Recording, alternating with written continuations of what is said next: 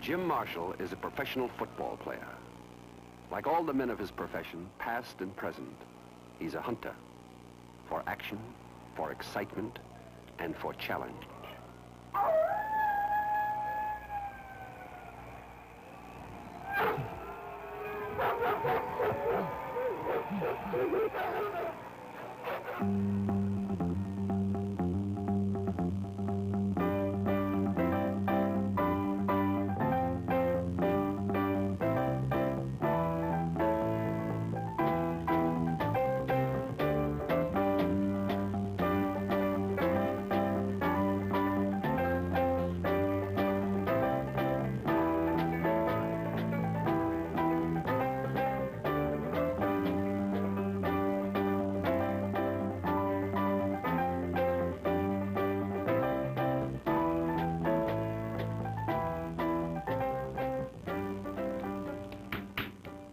Takes I think, a different breed of cat to play pro football.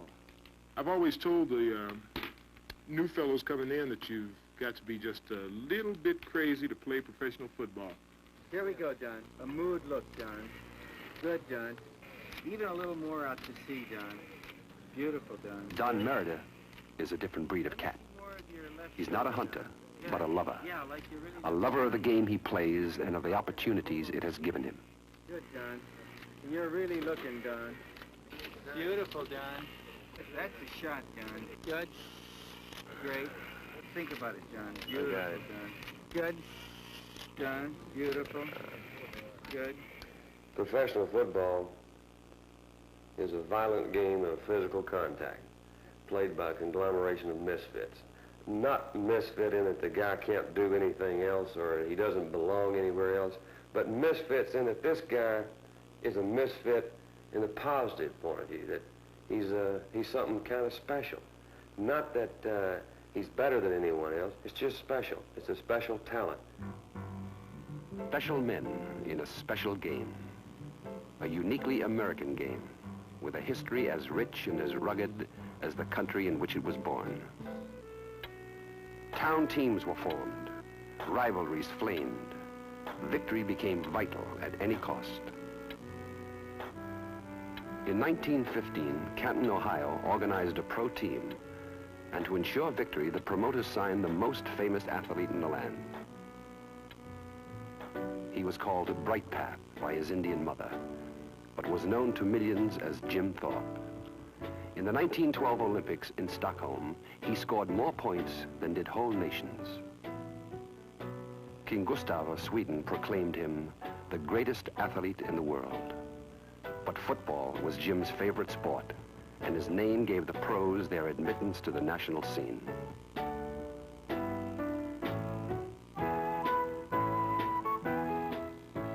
In the next few years, more stars came. Men like John McNally, a wild young man who left the Notre Dame campus in search of excitement and found it in pro football as Johnny Blood. En route to some forbidden pro ball, he saw a movie marquee.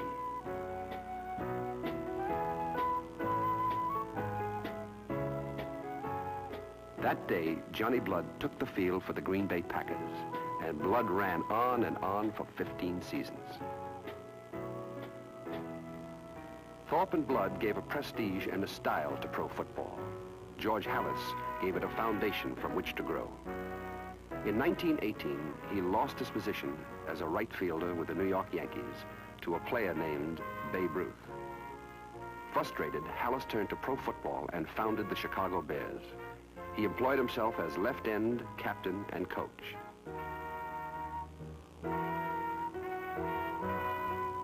In 1920, he founded the National Football League and guided the game into the Roaring '20s. In football, it was Red Grange, a college halfback from Illinois. And perhaps more than any other athlete, he was thoroughly a product of his time. He was Red Grange, the galloping ghost.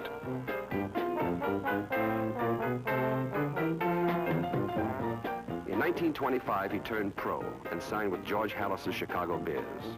Thousands who had never heard of pro football packed the stadiums to get a glimpse of the ghost.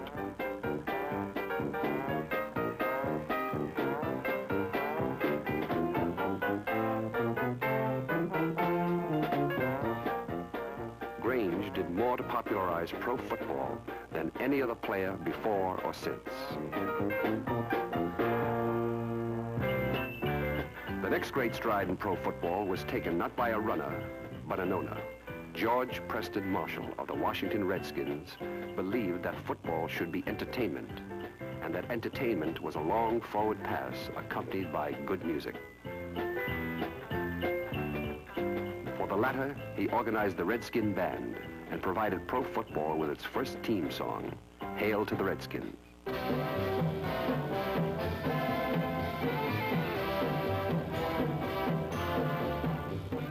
As for the forward pass, he hired Sammy Baugh, the most accurate passer in college football.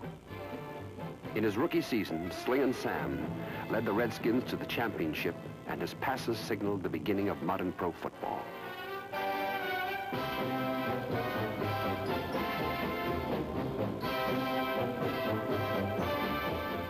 With the advent of the forward pass, the game left its rough and tumble days. In the dawn of pro football, someone thought of the T formation, and everybody used it. But the defenses caught up with the team, and then for a long while, no one used it.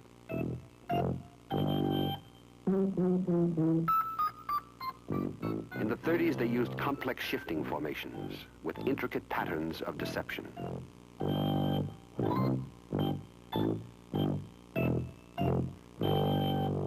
Only one stubborn man in Chicago stuck with the old-fashioned T, George Halas. In 1940, Halas rebuilt and redesigned his outmoded T.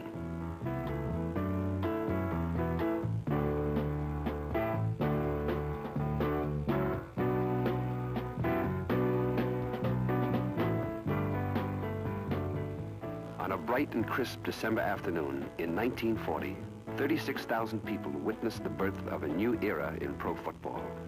Halas unveiled his renovated T, and his Bears demolished the Redskins 73-0 to win the championship.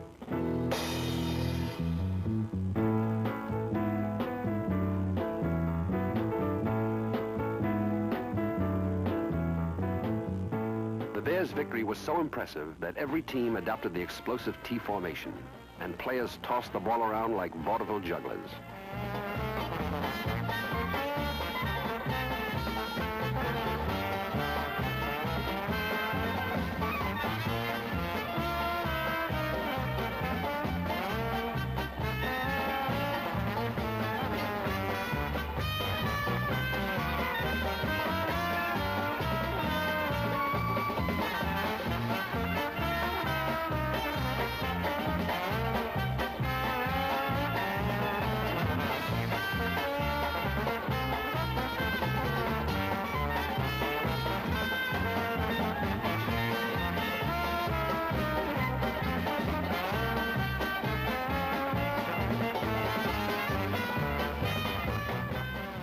By 1943, the zany tempo of the tee was slowed to a march.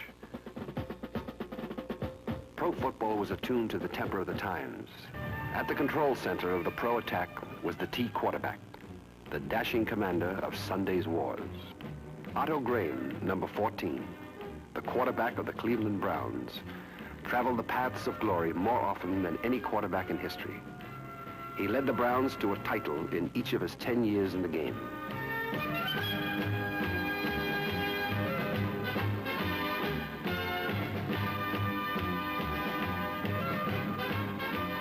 With Norman Van Brocklin, number 11, at quarterback, the Los Angeles Rams scored more points than any team ever in the pro game.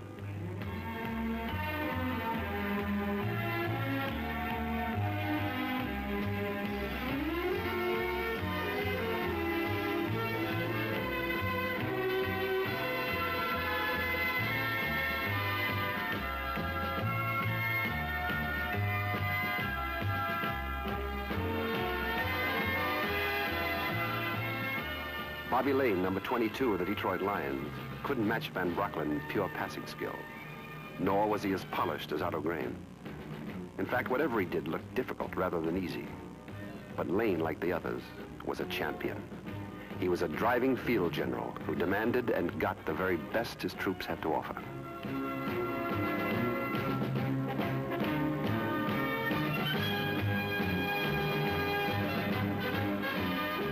Like the old soldier, Lane just faded away, playing out the last years of his colorful career with the Pittsburgh Steelers. When the drums of World War II disappeared, pro football changed its beat. Sunday's wars became Sundays with soul. Young black men from small Negro colleges in the South and the West came to the game in a steady stream.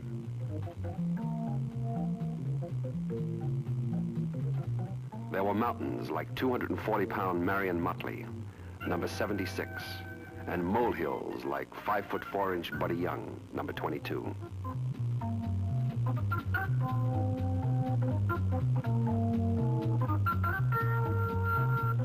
Willie Gallimore, number 28, could run 100 yards in 9.6 seconds. And at times it seemed as though he could do this sideways and backwards as well as forward.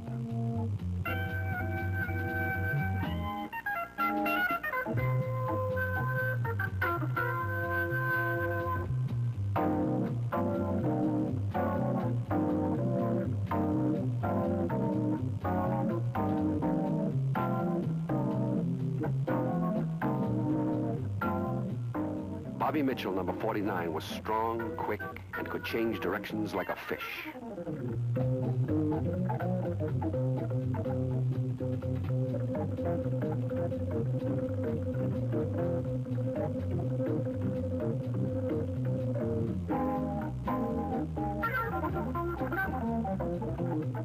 Runners like Mitchell and Gallimore added a new dimension to the old art of carrying a football.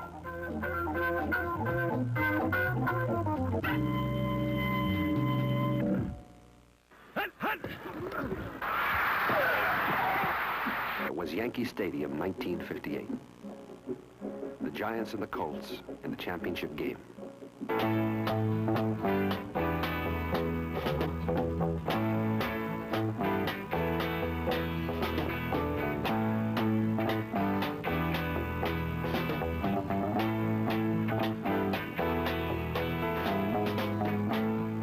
After 4 periods of regulation play, the game was tied at 17-all. For the first time, the championship would be decided in an extra sudden death period. The sheriff and the villain in pro football's most famous showdown.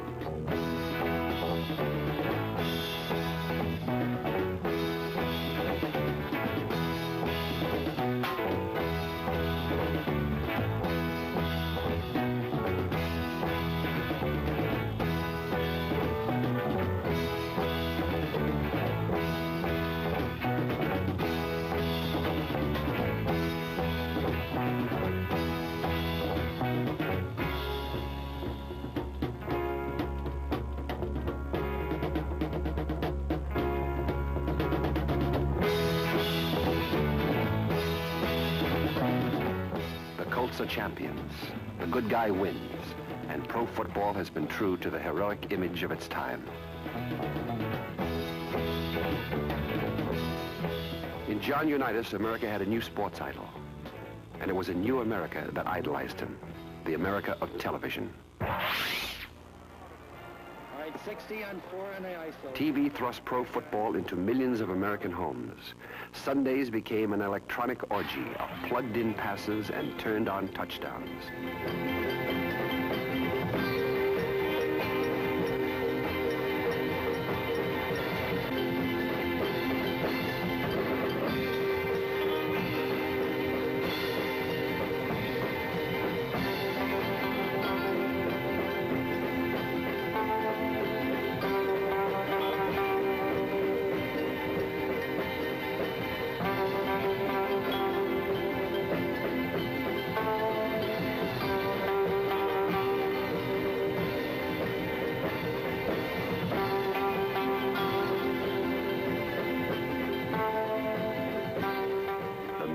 The master, and pop went the message. Faster than a speeding bullet. More powerful than a locomotive.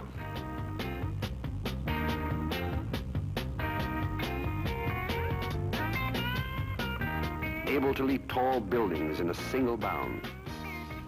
The pro game in the pop age had a number of superstars, but only one Superman, and he was Jim Brown. It is unlikely that anyone will ever again run as far or as well.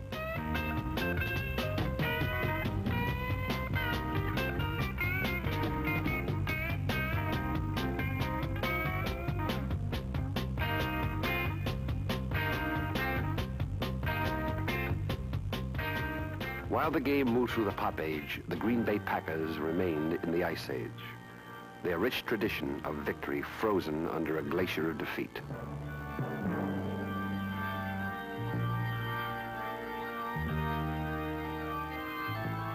In 1958, Green Bay hired Vince Lombardi as head coach. He brought fire to the Ice Age and brought pride back to the Packers. If you look at this play, what we're trying to get is a seal here and a seal here, and try to run this play in the alley.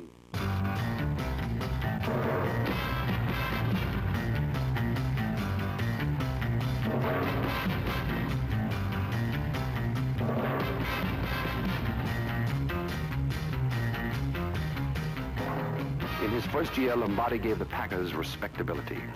His second year, the Western title. His third, the World Championship. As America pointed its sights toward a new frontier, the Packers launched pro football into the space age. Thousands of people here in the stands, and millions of people on television, and everyone looking, and all with speculation to see what kind of a game the Green Bay Packers are going to play today. Right? Right. I want you to be proud of your profession. It's a great profession. You be proud of this game, and you can do a great deal for football today. Great deal for all the players in the league and everything else. Go out there and play this ball game like I know you can play it. On January 15, 1967, the game blasted into a new orbit. 65 million spectators, the largest single viewing audience in the history of sport, watched Lombardi's Packers play the Kansas City Chiefs in the first Super Bowl game.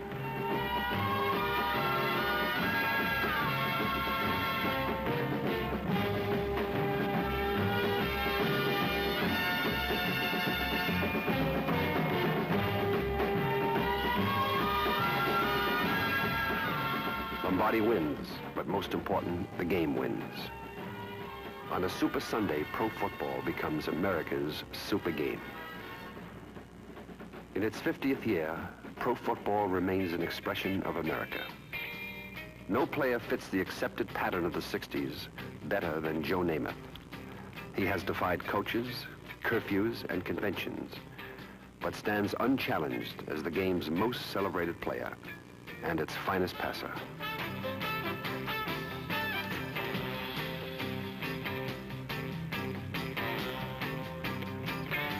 He is only 26 and not yet proven or tested by time. But regardless of his future, he will always be enshrined in that glowing Miami afternoon when he led the New York Jets to an astounding upset over the Baltimore Colts to win the 1969 World Championship game.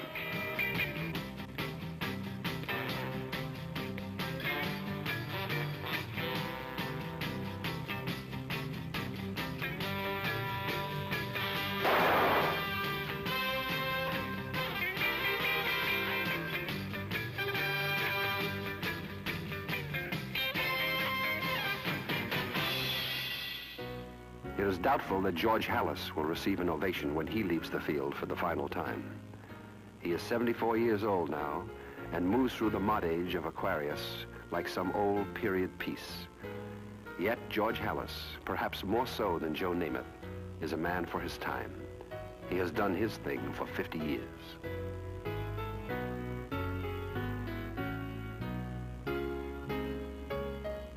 As you watch him on the sidelines at Wrigley Field, you suddenly realize that there is very little difference between the George Halas of today and the George Halas who gave the National Football League its name a half a century ago. For this is a game for the young, a young game for a young nation. Big Game America.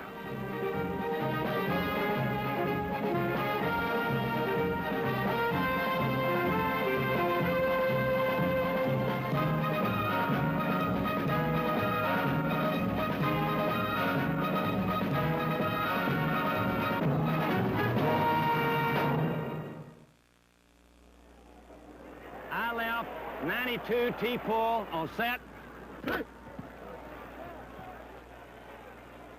Time for the reset! Hut, hut!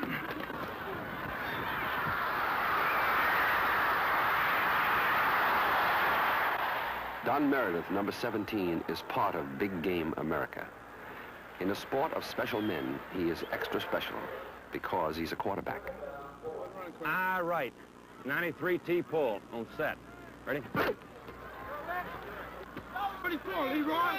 Hut, hut!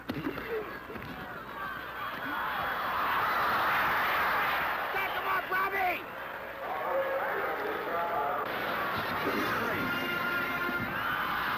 This is red, right, flip. 61, double shoot. That's on 2. Ready? 60 up, cut. Hut, hut!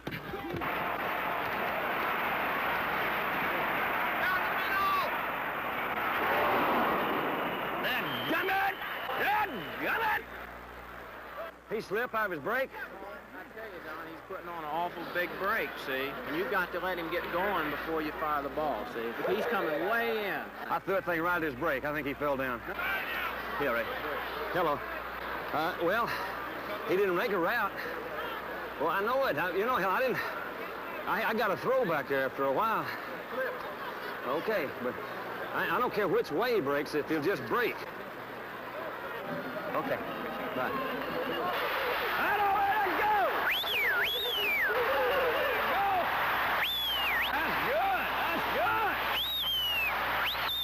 Don Meredith has played pro football for 9 years and has twice led the Dallas Cowboys to the Eastern Championship. He is an excellent passer and play caller, but what makes him exceptional is his unique quality of leadership. Best explained by Pete Gent, Meredith's teammate for 5 years. Meredith as a leader is, to me, is unique. He falls into no category. Merlin Olsen once said that Meredith has a charisma. That's exactly what he's got. You don't know why, but you just consider him exceptional. Meredith has that inner something that comes out into the other ball players, and they feel it. They follow him. He is a real leader. I mean, they follow him off the field as well as on the field.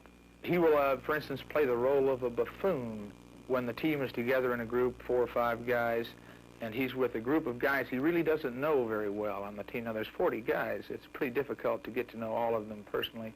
He will play the role of the clown because he knows they all look up to him, and he will immediately bring himself down to a level where they all think they're on the, they're all pals. He runs the gamut, everything from the cool, collected to the showboat, riverboat gambler, depending on what he thinks is necessary at the moment. I'll tell you what, let's just group together. Everything's going all right. We're just making some mistakes, and those things, we'll get them over with. We're going to whip them. We're going to whip them. Let's get on. Freeze, 1X. It's on 2, ready? Hut!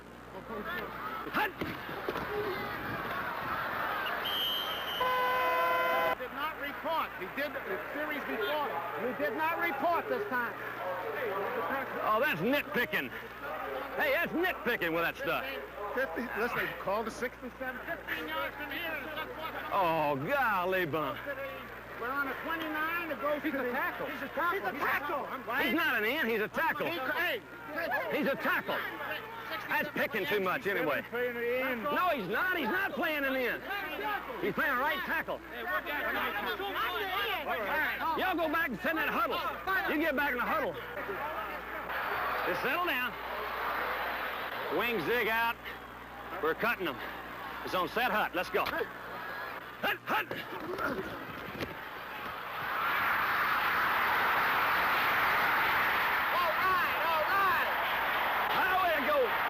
Way go, Lance. Bobby, if they play it the way they did the other motion, it ought to be to you. 89 wide deep. On two, ready? Hut, hut.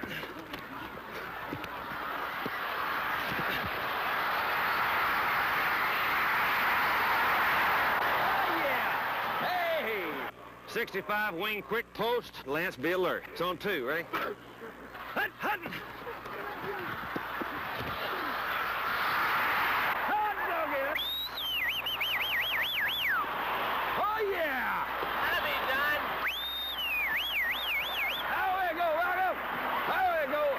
I'm probably the best example that I can think of a guy who is the most unlikely looking candidate for professional football. I got horrible legs, my ankles are all torn up, I'm not really that big, I'm not fast, I'm not really that smart, and yet I've played 9 years, and it's, I'm not saying I'm at the top of it, but I haven't done that badly in 9 years. Now, I don't look like a footballer, so something there, you know, I don't know what it is that enables me to play. The Meredith mystique can only be explained in bits and pieces. There is no one thing. There never is. One large piece is Don Meredith's guts, his enormous courage.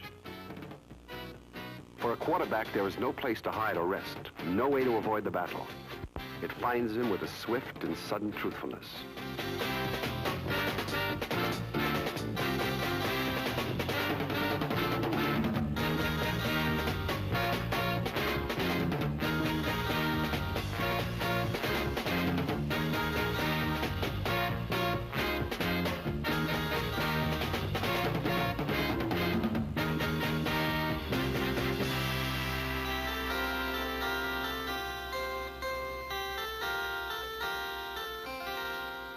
Quarterback is the object of much punishment, and in failure, the object of much criticism. Sir!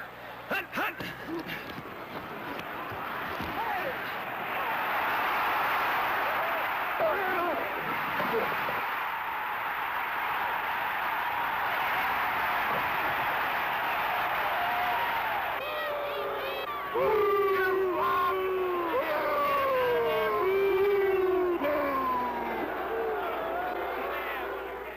It hurts to get booed because I think it hurts when you try to do something real well. And let's face it, you know, we're kind of putting on I hate to use the word putting on a show, but we're putting on a performance. And if your performance hasn't been received well, you're disappointed.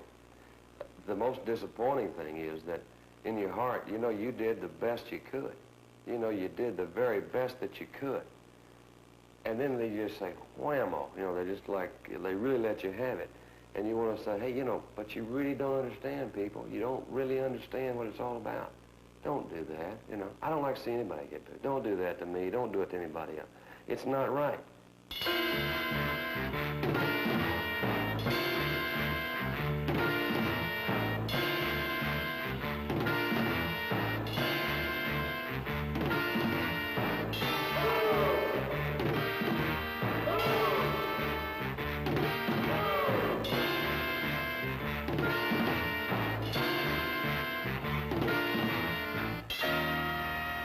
Bobby Lane put it real well. He said, you know, especially in a quarterback situation, you're either in the penthouse or the outhouse, depending on how last Sunday was.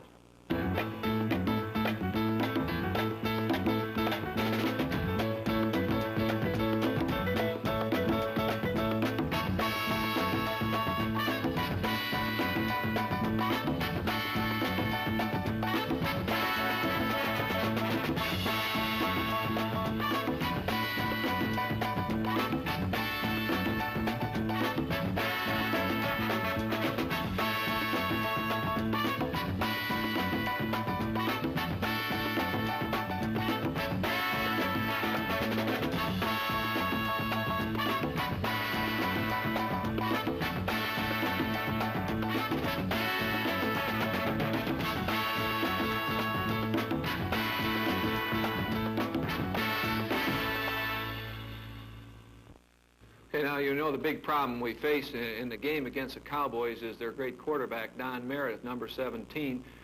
I think the most important thing as far as we're concerned as a front four is if we can put the pressure on Meredith with a good, strong rush, get our hands up, that we can upset him. And remember this, Meredith at times hasn't shown to be a real durable football player. Probably, as we see it, as we've talked about here, the key to the game is going to be our ability to put the pressure on Meredith. Certainly, we got to respect Perkins' running ability, but I think if we can swarm Meredith, put the pressure on him, we'll see how rugged. We'll test his manhood a little bit. You know, his past history of injury is. Let's find out how much he can stand the pressure that the front four is going to put on him. So. Anything within the rules prevails, so if you get a chance to get him in the hole, let it go. I think he's going to be playing me for the outside rush, and I think he's going to give me a lot of ground to the Jim Marshall is a defensive lineman for the Minnesota Vikings. He lives to fight an anonymous and brutal battle in what pros call the pit.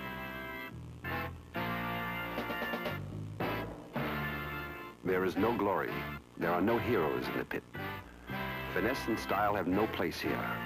It's a battleground for big men, big in size and in desire.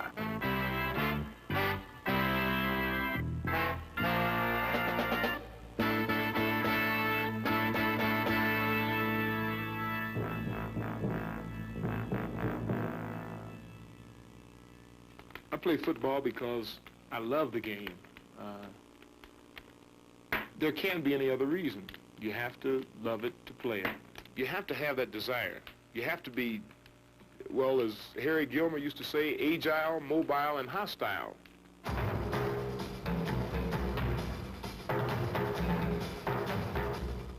On offense, the lineman is the great protector, the trailblazer, the block of granite.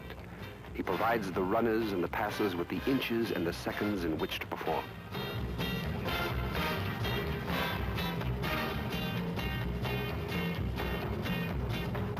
On defense, he is the destroyer. His body is his only weapon.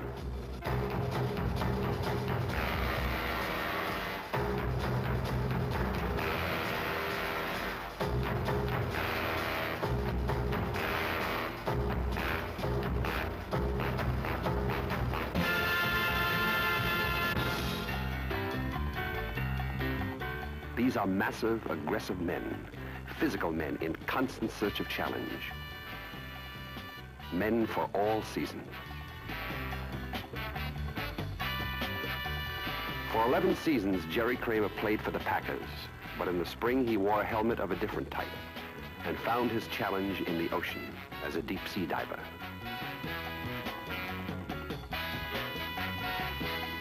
For Gary Pettigrew of the Eagles, the challenge is not one of strength or endurance, but of speed.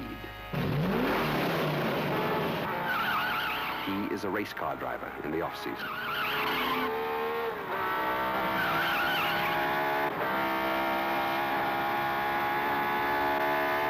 One morning, I was lying in bed, and I looked out, and I saw some big puffy clouds, and I thought to myself how beautiful to be completely free and unattached from anything on earth.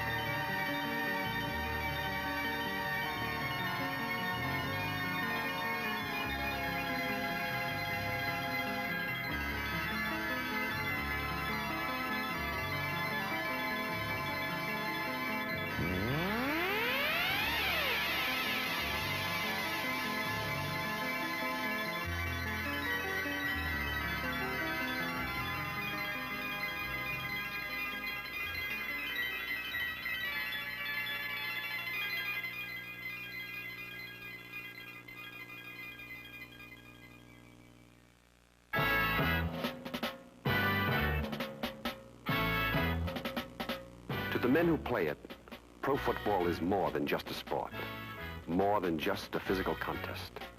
It is a way of life. It is an association with good people, proud people, all united in their love and devotion to the game. pro football becomes very personal, yet it becomes it's like group therapy. You're out there with the 11 guys on your offensive team. You hurt for them. You care about them. When they get hurt, you get hurt a little bit. In one Sunday afternoon, you can get all the gratification that most people get in a lifetime, or you can get all the defeats that most people get in a lifetime. But it still boils down to the basic fact that life is telescoped into 2.5 hours on a Sunday afternoon. Life is telescoped into one Sunday afternoon.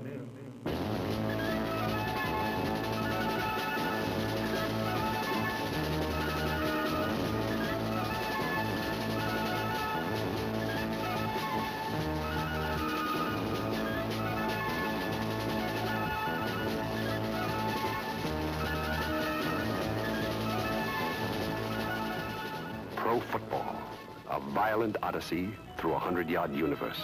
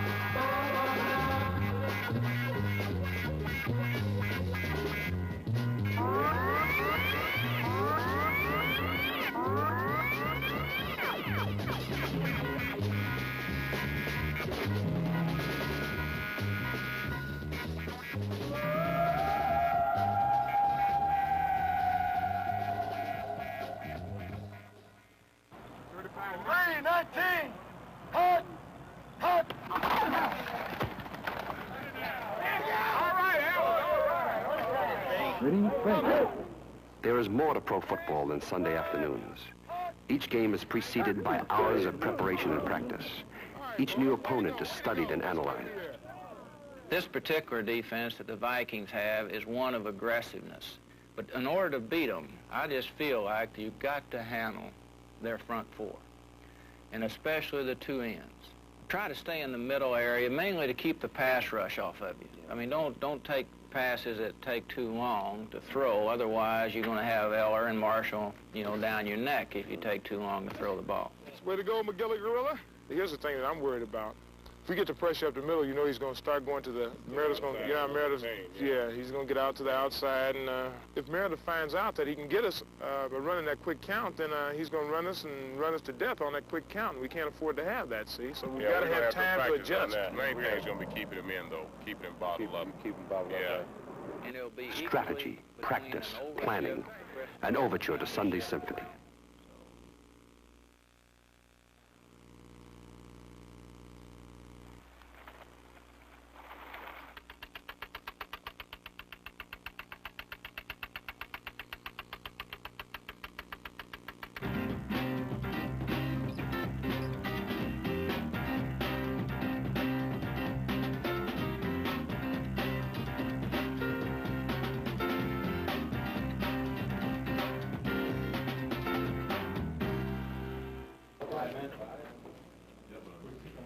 For the Vikings and the Cowboys, this is the last game of the season.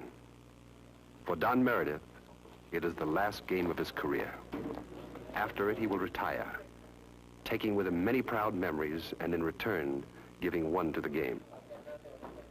I will never be remembered as a great passer, or a great runner, or a great signal caller. I hope to be remembered as a nice person.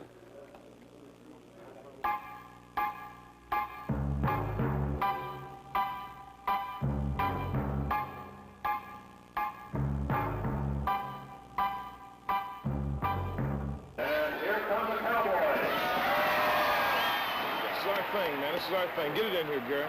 Look here, I ain't lying, baby. Let's win this today. Let's win this today. Let's go. All right.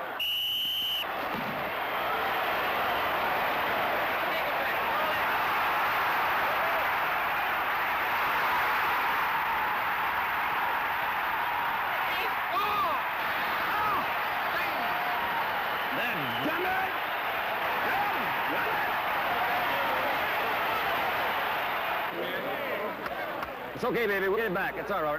If there's a question as to what you're to do, ask me before I get out of the huddle. Because what we don't want to do is make any mistake. Okay? Well, let's do something one. Red right, wing false zig. It's on two. Ready? Cut. Briscoe side. Hut, hut. Let it stick him good. Come on, Kurt. Hut, hut. Come on, turn around. Hut, hut.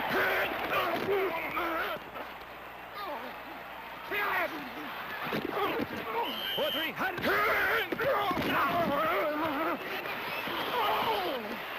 Let's go, Ralph. Hut, hut. He's open. He's got it.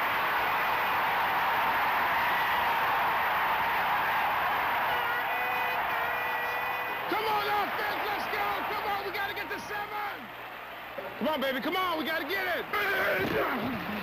Oh, Ozzy. Come on, Bonds. Oh, way to go. Way to go, D. Split, split. Go on, John. Go on, all the way. Henderson. Take off, John. His leg. His leg. Henderson's leg, bud. Red trip, green trip, Rob.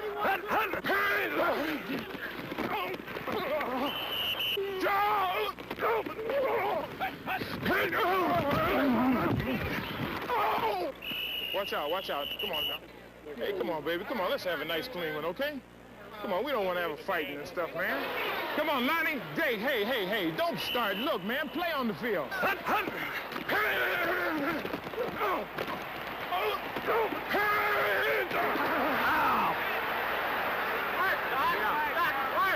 him off. Oh, man, I was on him, man. I gave him a good lick over there, too. Is he? Yeah, I gave him a good lick. It's Lonnie's taking your responsibility and you're taking his, so you got to play him head up. Head up. Well, you don't have to play him head up, but hit back into his head so you can handle it both ways. Okay. Come on, Big O, get the 7, babe. Dig it out, Bill, dig it out. Way to go, Gene, way to go. Pitch it, Joe, pitch it. Fumble. Cowboys ball. All right, now I want you to listen to me, and listen good. Because this is what we're going to do. We're going to run the ball, we're going to pass the ball, we're going right down this field, and we're going to score. Take the ball!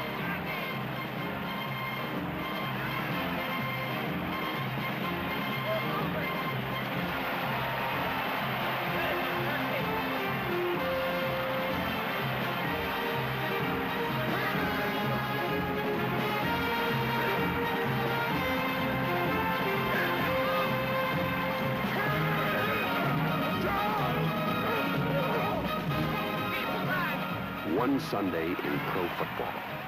A single page in a story 50 years old. Big Game, America.